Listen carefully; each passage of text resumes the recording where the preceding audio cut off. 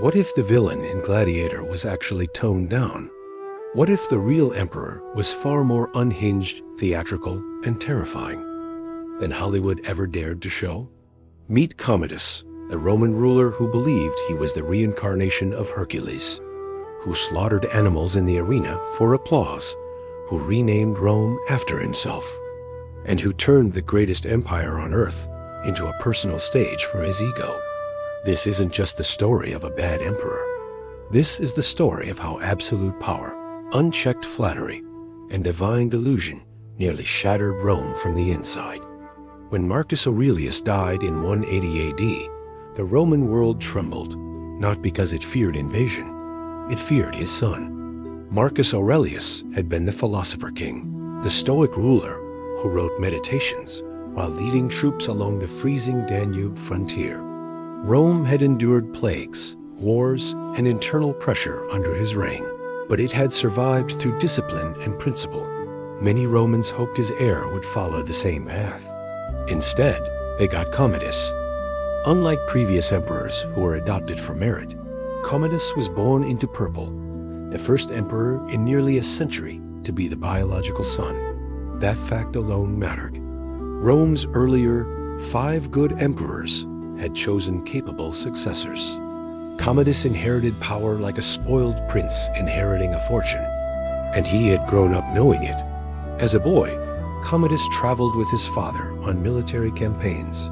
Soldiers saluted him. Officials bowed to him. Poets praised him. He never had to earn loyalty. He simply received it.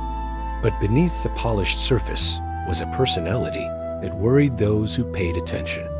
Ancient sources describe him as volatile, indulgent, and obsessed with spectacle. While his father studied philosophy, Commodus preferred chariot races, wrestling matches, and gladiatorial combat. Where Marcus valued restraint, Commodus craved applause. When he became emperor at just 18 years old, the Roman Empire stretched from Britain to Egypt. It was wealthy, vast, and fragile, and Commodus immediately changed its direction. One of his first major acts shocked the Senate and military elite. Instead of continuing his father's hard-fought wars, Commodus negotiated peace and withdrew. On the surface, Americans today might see that as sensible, ending endless wars. But to Rome's elite, this looked like weakness. Marcus Aurelius had invested years and blood into stabilizing the northern frontier. Commodus simply wanted to return to Rome.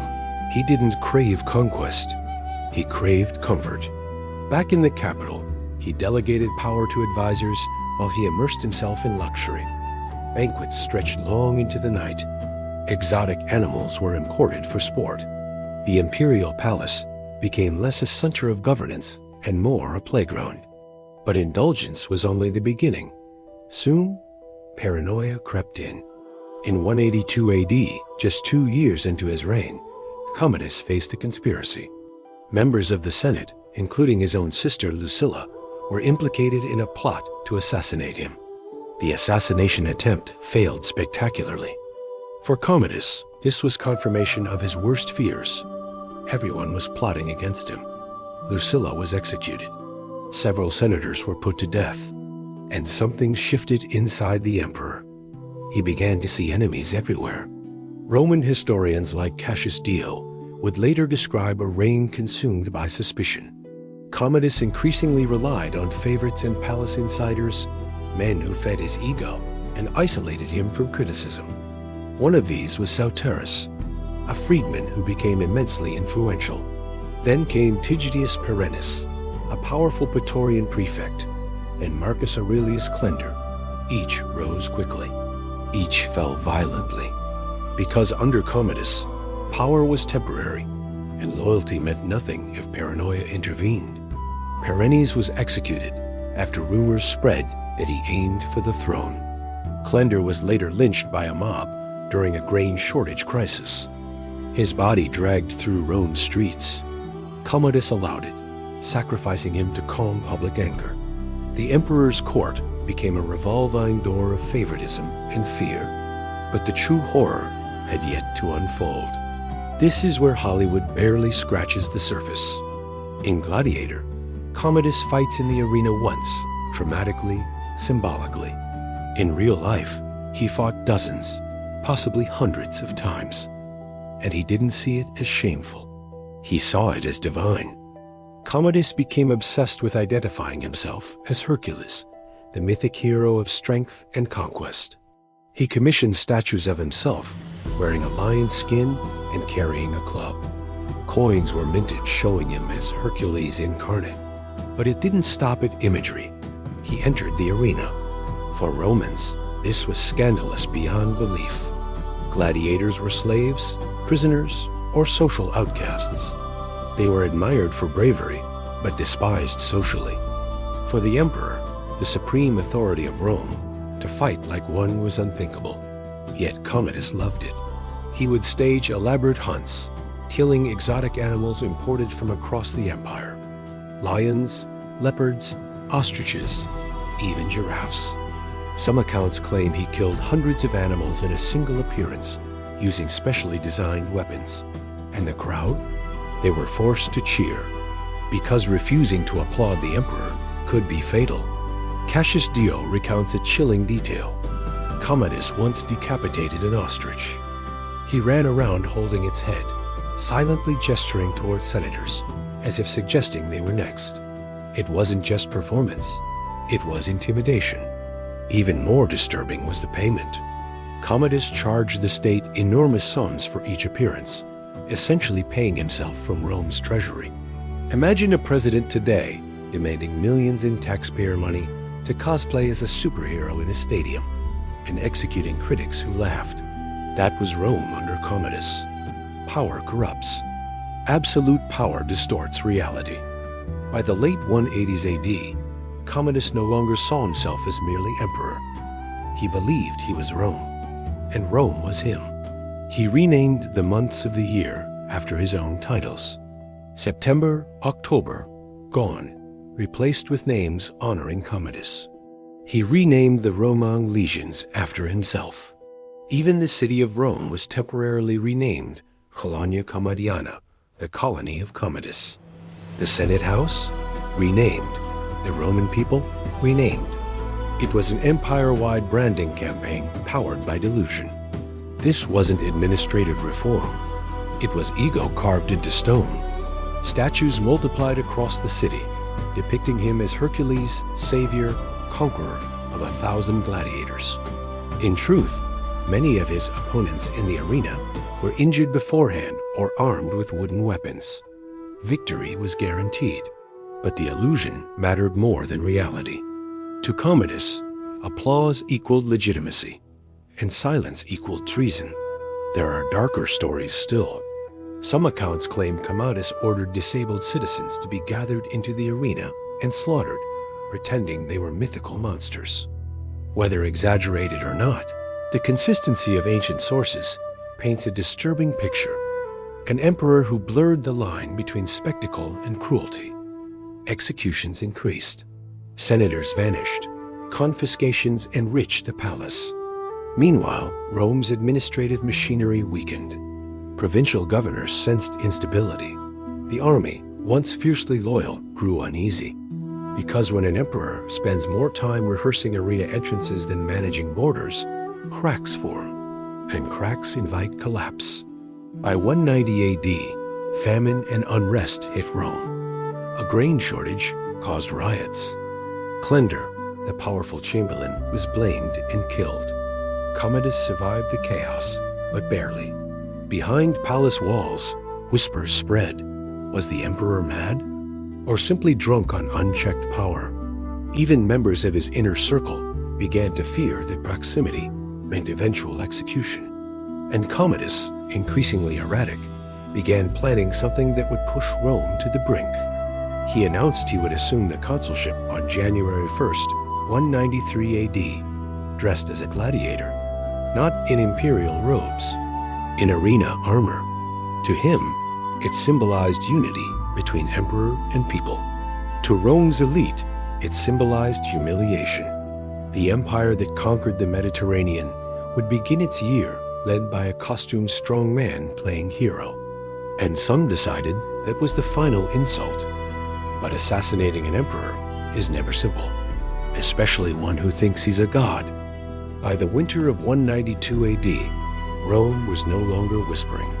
It was watching an emperor who had renamed the empire after himself, watching a ruler who paraded as Hercules, watching a man who believed the Senate existed merely to applaud his theatrics. And behind the marble walls of the palace, something far more dangerous than barbarian armies was forming.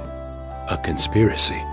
Commodus had announced that on January 1st, 193 AD, he would enter office as consul, dressed not in the dignified toga of Rome's highest magistrate, but in gladiatorial armor. To Americans today, that might sound bizarre, but theatrical. To Rome's elite, it was catastrophic. The consulship was sacred. It was the heartbeat of the Republic's old traditions, even under imperial rule. To treat it like a costume party mocked centuries of Roman identity. But Commodus didn't see tradition. He saw branding. He believed he was reshaping Rome into something greater, a divine monarchy centered on himself. In his mind, Hercules had not only performed labors, he had restored order. Commodus saw his arena performances as symbolic victories over chaos. The problem? Rome wasn't buying it anymore. The grain shortages had exposed administrative decay. Tax burdens increased to fund games and spectacles. Executions of senators created a culture of fear. Even the Praetorian Guard sensed instability.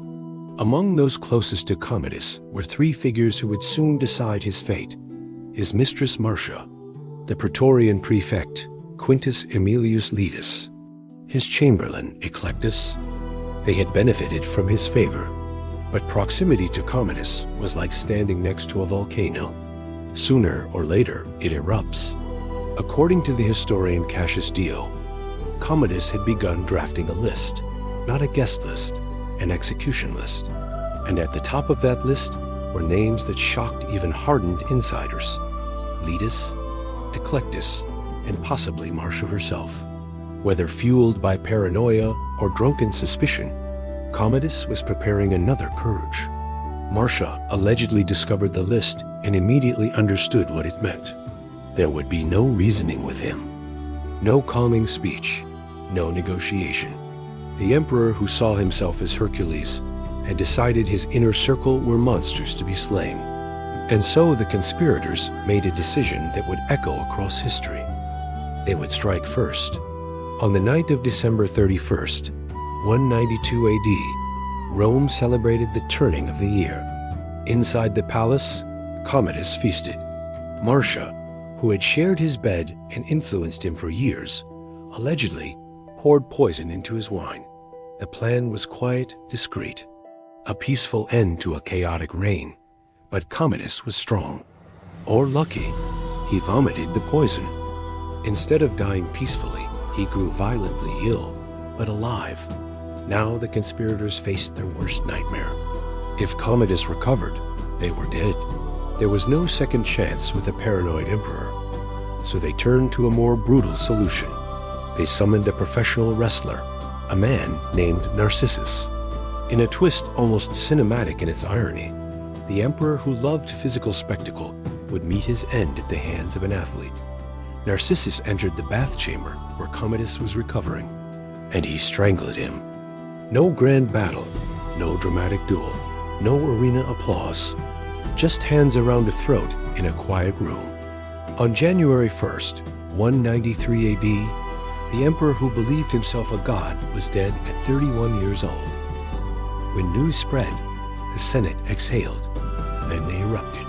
For years, they had endured humiliation, fear, and forced applause. Now, free from Commodus' shadow, they declared him a public enemy. His statues were torn down. His name was condemned. His memory officially damned in what Romans called damnatio memoria, the erasure of a person from history. Ironically, that erasure failed, because tyrants are rarely forgotten. The Senate quickly proclaimed a new emperor, Publius Helvius Pertinax. Unlike Commodus, Pertinax was disciplined, experienced, and frugal. He had risen through military and administrative ranks, not through inheritance. Rome hoped he would restore order, but Commodus had done something far worse than rename buildings. He had corrupted the system itself. During his reign, Commodus had increased donatives, cash payments, to the Praetorian Guard.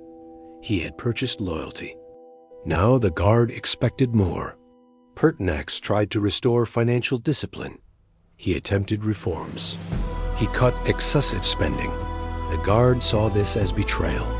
After only 87 days on the throne, Pertinax was dragged from the palace and murdered by the very guards sworn to protect him. And then something happened that stunned even hardened Romans. The Praetorian Guard auctioned the empire. Literally, they offered the imperial throne to the highest bidder. A wealthy senator, Didius Julianus, won by promising enormous payments to each guard. Imagine today if elite security forces sold the presidency to the richest private citizen. That was Rome in 193 AD, and this chaos had roots in Commodus' reign.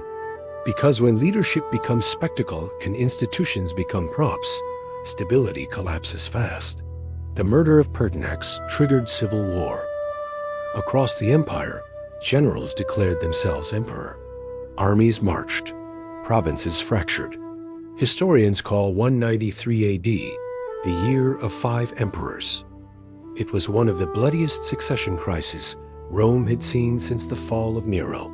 Eventually, a commander from the Danube frontier emerged victorious, Septimius Severus. Severus marched on Rome, disbanded the Praetorian Guard, and executed many involved in the auction scandal. Order returned, but it was different. The Principate, the illusion that emperors ruled with Senate cooperation, weakened further. The empire became more openly militarized, and the long, slow decline of Rome accelerated.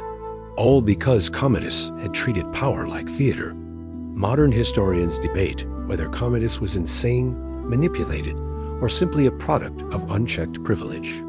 Unlike emperors who clawed their way to power, Commodus never had to prove himself. He inherited the world at 19. Psychologically, that matters. He was raised in adoration, shielded from criticism, surrounded by flatterers. He grew up in an environment where applause was automatic and contradiction dangerous. Over time, the line between performance and identity blurred. When he dressed as Hercules, was it propaganda? Or did he genuinely believe it? Coins, statues, and decrees suggest something deeper than mere showmanship. Commodus increasingly merged his image with divine symbolism. He renamed months after himself, not just for glory, but for permanence. He wanted history rewritten around him. And yet, despite all the spectacle, one truth remained. He was deeply afraid. Every conspiracy reinforced paranoia. Every execution created more enemies. Every arena performance demanded louder applause to drown out doubt. Tyranny often masks insecurity. And Commodus' reign may be one of the clearest examples in Roman history. When comparing him to emperors before and after, the contrast sharpens.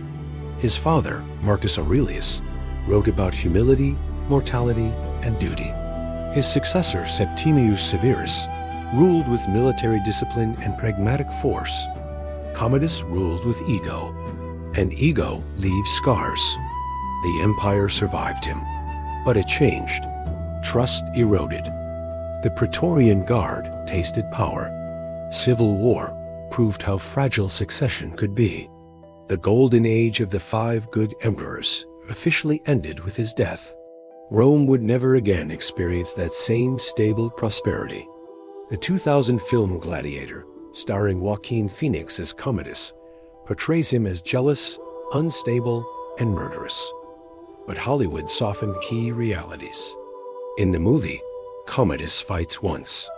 In history, he fought repeatedly. In the movie, he murders his father. In reality, he dishonored his father's legacy in a slower, more corrosive way. And the most disturbing truth? The system allowed it. No constitutional safeguards stopped him. No vote removed him. Only assassination ended his rule. And even that nearly destroyed Rome. By the time Commodus' body was quietly disposed of, The empire he had reshaped was trembling. He had wanted to be remembered as Hercules reborn. Instead, he became the cautionary tale whispered in marble halls. The emperor who thought he was invincible. The ruler who renamed the world. The gladiator who never saw the blade coming. But there is one final chapter, one more disturbing truth about Commodus' legacy that most people never hear. Because sometimes, the damage a ruler does isn't measured in bodies.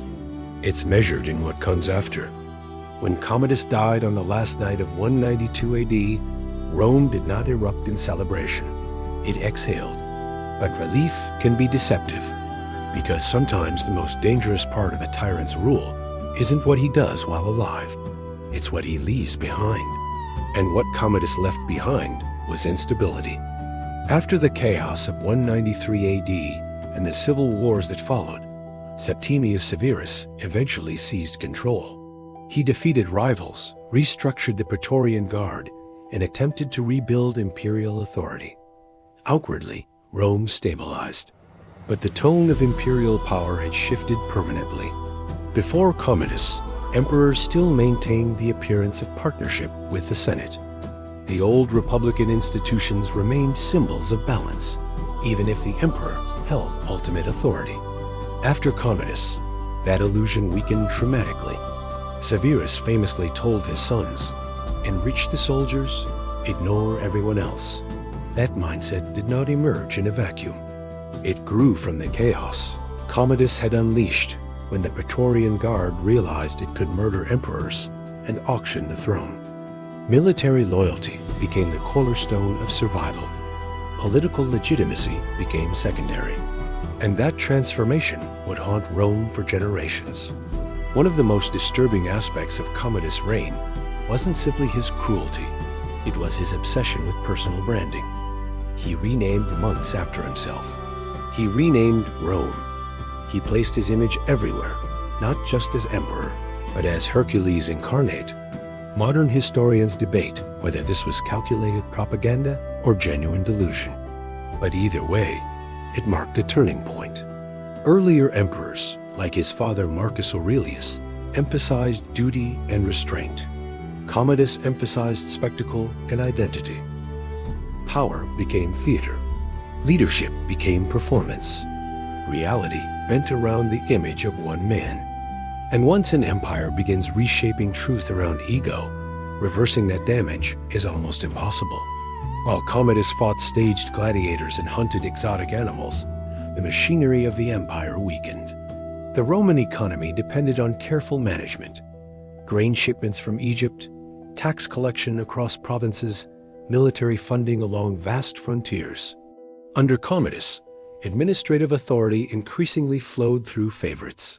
Men elevated not for competence, but for flattery. Frequent purges created instability in leadership roles. Officials feared making decisions. Senators feared attracting attention. Governors operated cautiously, sometimes independently.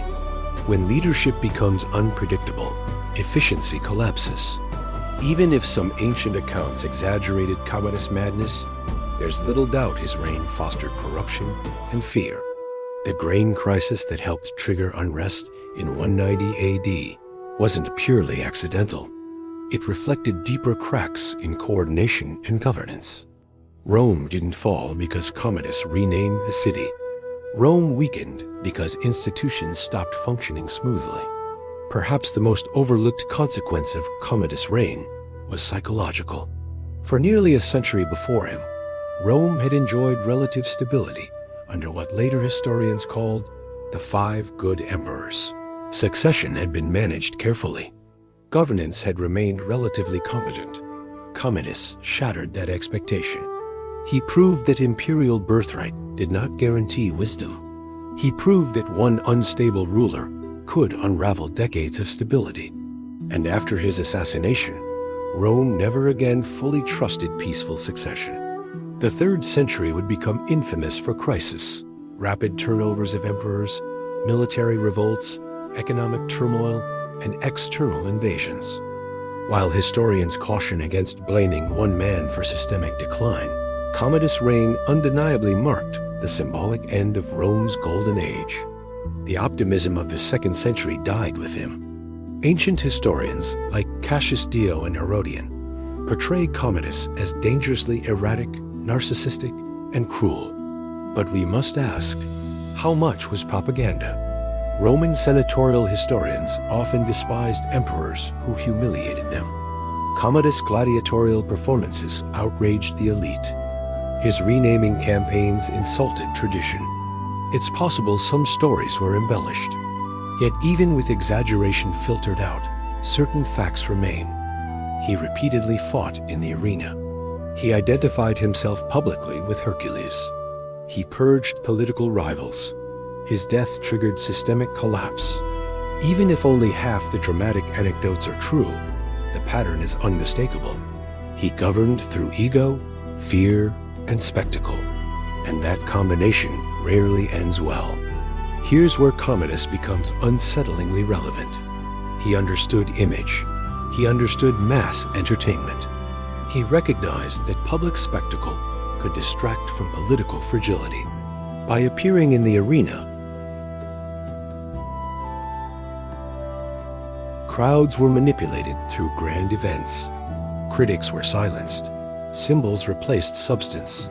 That pattern isn't uniquely Roman. Throughout history, leaders who merge personal identity with state identity often create systems too fragile to survive them. Because when the state becomes one man, removing the man shakes the state. Commodus didn't invent that phenomenon, but he demonstrated it dramatically. After his assassination, the Senate declared him a public enemy and attempted damnatio memoria, erasing his name from inscriptions and monuments. But erasure failed. Statues were destroyed, yes. Names were chiseled out of stone. Yet history remembered him precisely because of the attempt to forget him. The emperor who tried to rename the months after himself was reduced to a cautionary tale. And there is a poetic symmetry in that. He wanted immortality through ego. Instead, he achieved immortality through infamy. The film Gladiator popularized Commodus for modern audiences, with Joaquin Phoenix portraying him as unstable and insecure. But even that version softens the systemic consequences of his reign. The real horror wasn't just his personality. It was the institutional damage. It was the precedent that guards could sell the throne. It was the normalization of emperor as entertainer. It was the erosion of senatorial trust. It was the message sent across the empire. Stability is fragile. Hollywood gave us a villain. History gives us a warning. So was Commodus insane? Perhaps partially. Was he manipulated? Certainly at times. Was he uniquely evil? Maybe not uniquely, but dangerously empowered. What makes his story disturbing isn't simply cruelty. Rome had cruel rulers before him. It's that he treated the empire like a stage set. He confused applause with approval. He confused spectacle with strength. He confused identity with divinity. And when leaders lose the ability to distinguish between performance and reality, collapse follows. Imagine the final scene. The baths are quiet. The emperor, once draped in lion skins and gold, lies lifeless on cold tile. No crowd cheers, no arena roars, no herald announces victory. The man who staged hundreds of dramatic entrances exits history in silence. Outside, Rome waits, uncertain, fragile, holding its breath. Because removing a tyrant is easier than repairing what he broke. Commodus' reign lasted only 12 years, but its ripple effects stretched decades. He didn't single-handedly cause Rome's fall. That would come centuries later. Yet he marked a pivot point, the end of disciplined imperial stewardship and the beginning of a more volatile era. His story reminds us that civilizations are not destroyed only by invasion. Sometimes they are weakened from within, not by swords, but by ego.